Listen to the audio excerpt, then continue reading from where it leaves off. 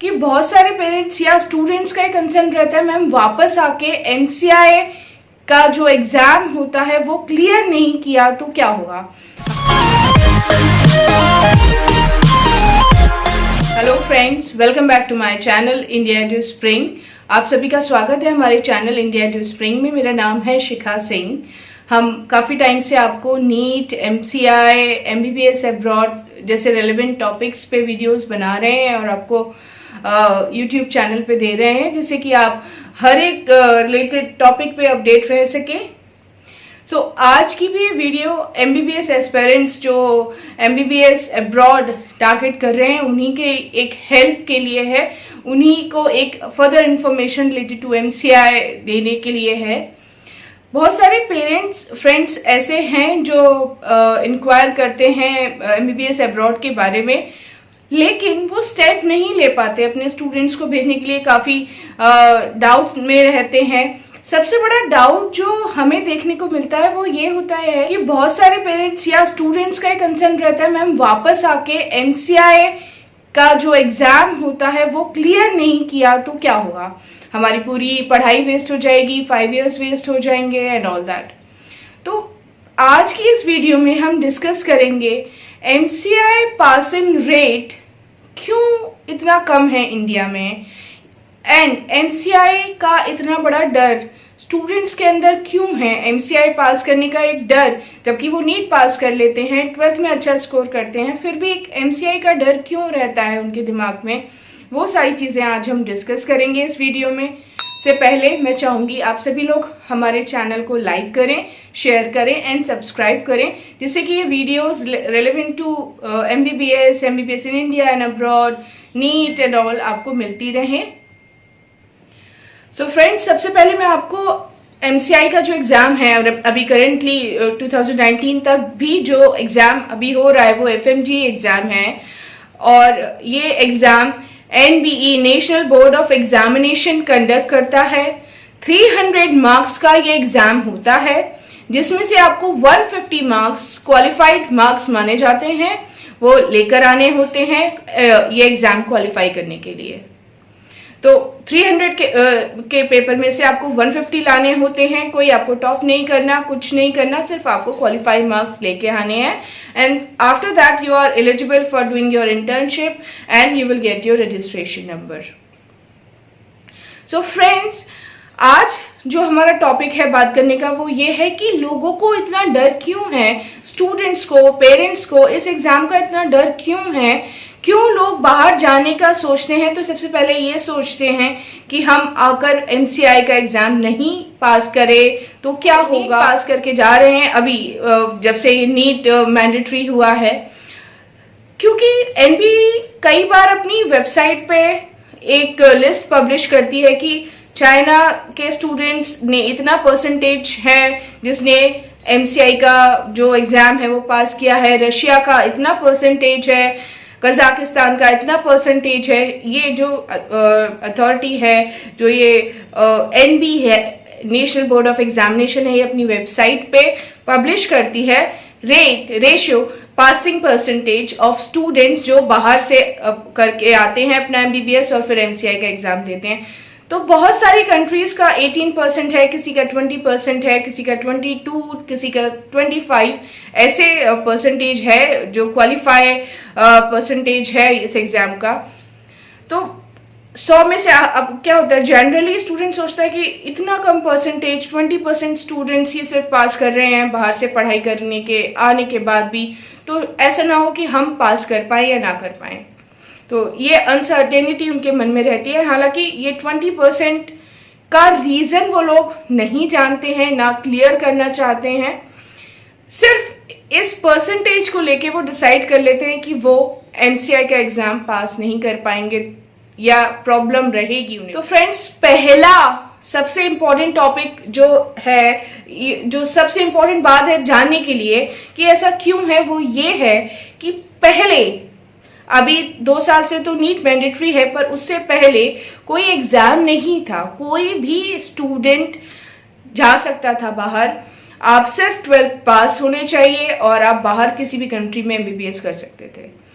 तो आपकी कोई जो बेसिक बाउंड्री थी वो नहीं थी, बेसिक क्राइटेरिया नहीं था। अब जब से नीट आ गया है तो चीज़ें चेंज होंगी, क्योंकि एक स्टेप जो गवर्नमेंट ने लिया है इसी परसेंटेज, पासिंग परसेंटेज को देखते हुए, वो बहुत अच्छा है कि नीट मैंडेटरी कर दिया है।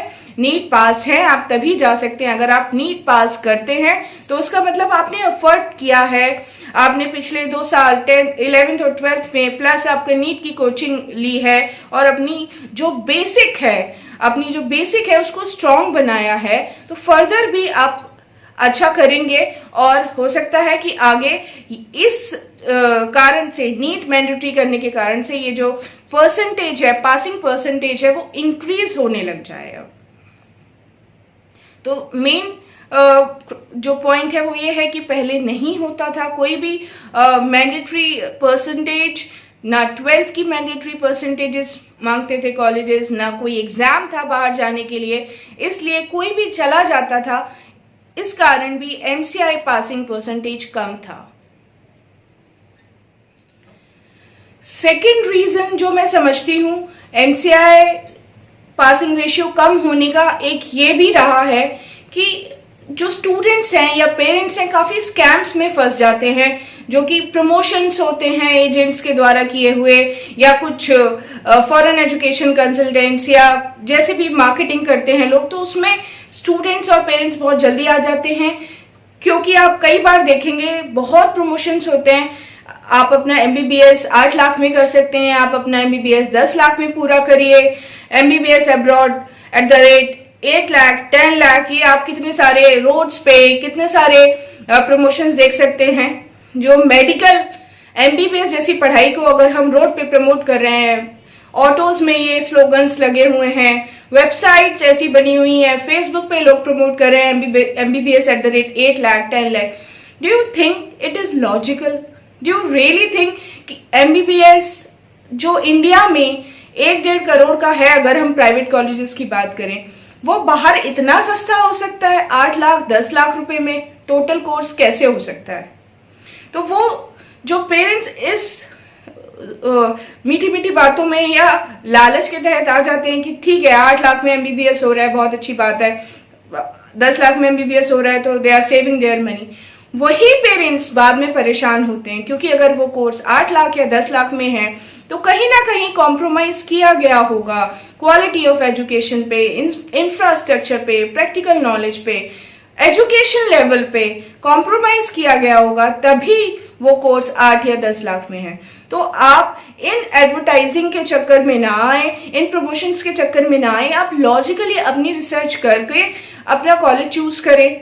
आप देखें उसकी क्या क्वालिटीज हैं, कॉलेज की क्या इंफ्रास्ट्रक्चर है, क्या प्रैक्टिकल नॉलेज है, उसके पास आउट्स के बारे में देखें। सिर्फ आपका फ्रेंड उसमें है या वो सस्ता है इस कारण से आप बाहर एडमिशन ना लें। बाद में फिर यही स्टूडेंट्स ऐसे होते हैं जिनकी वजह से जो एमसीआई का पासिंग रेशियो है, पासिंग परसेंटेज है, वो कम ही रहता है। क्योंकि बहुत सारे स्टूडेंट्स होते हैं ना उनको ये पता है कि वो लैंग्वेज क्या है, ना वो हॉस्टल्स देखेंगे, ना वो इंफ्रास्ट्रक्चर देखेंगे, वो सिर्फ 8 या 10 लाख रुपए देखते हैं और अपना पूरा का पूरा फ्यूचर, अपना पूरा करियर 5 साल अपने वो 8-10 लाख रुपए भी इनफैक्ट दांव पे लगा देते हैं। तो ऐसा ना करें, प्रॉपर अच्छे कंसल्टेंट से काउंसलिंग लें, और अगर आपको लगता है कि वो महंगा है और दूसरा आपको सस्ता दे रहा है तो उसका पूरा रिसर्च करें। सिर्फ इस कारण से किसी से एडमिशन ना लें कि वो आपको सस्ते में दे रहा है, तो उस वजह से एमसीआई आप नहीं पास कर पाएंगे। अगर आप कहीं ना कहीं अपना जो एजुकेशन लेवल है, कहीं ना कहीं आपकी जो प्रैक्टिकल नॉलेज है, उस सब पे कॉम्प्रोमाइज करेंगे तो डॉक्टर बनना इतना आसान नहीं है। थर्ड रीजन जो मेरा मानना है फ्रेंड्स, वो ये भी है एमसीआई पासिंग रेशियो परसेंटेज कम होने का, वो ये है कि जब बच्चे बाहर जाते हैं तो वो उस फ्रीडम का, अकेले रहने का, अपने पेरेंट्स से दूर रहने का कई बार फायदा उठाते हैं। क्योंकि जब आप बाहर जाते हो आपको थोड़ा ओपन एटमॉस्फेयर मिलता है। कुछ जो स्टूडेंट्स होते हैं वो सोच कर जाते हैं कि उनको डॉक्टर बनना है, उनकी जो रिक्वायरमेंट है, वो बाहर क्यों जा रहे हैं, वो डॉक्टर बनने के लिए जा रहे हैं। हर स्टूडेंट ये सोचकर नहीं जाता है। बाद में वो उस फ्रीडम का फायदा उठाता है, एजुकेशन पे कॉम्प्रोमाइज करता है, अपनी लाइफ ज्यादा एंजॉय करते हैं। कुछ पेरेंट्स भी नहीं पूछते हैं ज्यादा, बच्चे जैसे स्टूडेंट्स जैसे अपने पेरेंट्स से फाइनेंशियल नीड बताते हैं अपनी, या मनी डिमांड करते हैं, पेरेंट्स भेजते रहते हैं, तो वो भी एक गलत तरीका है। पेरेंट्स को थोड़ा इंक्वायर करना चाहिए पैसे देने से पहले। स्टूडेंट्स को ये सोच के जाना चाहिए कि हम डॉक्टर बनने के लिए जा रहे हैं और हमारा जो फर्स्ट रीजन है बाहर जाने का वो पढ़ाई है, उसके बाद एंजॉयमेंट है। अगर हम ये सोचें कि हर एक स्टूडेंट ये फॉलो करेगा, अच्छे से पढ़ाई करेगा और पढ़ाई के लिए ही वो बाहर जाएगा, तो एमसीआई का पासिंग रेट ऑटोमेटिकली इम्प्रूव हो जाएगा। तो ये कुछ पॉइंट्स है जो मुझे लगता है एमसीआई का जो आपका डर है, एमसीआई का जो एग्जाम है उसको पास करने का जो डर है, उनको खत्म कर सकता है। ये पॉइंट्स आप कंसिडर करें और अपने फियर जो एमसीआई को लेकर है उसे हटाएं, क्योंकि अगर आप डॉक्टर बनना टारगेट कर रहे हैं तो ये तो सिर्फ शुरुआत है। डॉक्टर्स की लाइफ काफी संघर्ष वाली होती है और एमसीआई इतना बड़ा संघर्ष नहीं है। एमसीआई का एग्जाम इतना बड़ा एग्जाम नहीं है, क्योंकि जो एमसीआई का पेपर फॉर्म करती है अथॉरिटी, जो बॉडी एमसीआई का पेपर फॉर्म करती है, वो लोग ये कहते हैं कि हम लोग बहुत बेसिक लेवल का क्वेश्चन पेपर बनाते हैं। तो मुझे लगता है ज्यादा से ज्यादा स्टूडेंट्स अगर अपनी पढ़ाई पे एम्फेसाइज करेंगे, अच्छी यूनिवर्सिटी चूज करेंगे और अपनी रिसर्च पूरी कर कर बाहर जाएंगे, तो जरूर वो एमसीआई का पासिंग रेट बढ़ेगा और वो भी एग्जाम क्लियर कर पाएंगे। फर्स्ट अटेम्प्ट में नहीं तो सेकंड अटेम्प्ट में, पर ये प्रॉब्लम्स नहीं फेस करेंगे। So if you like this video, please like, share and subscribe our channel, जिससे कि आपको ऐसी informative videos मिलती रहें। Thank you so much for watching us.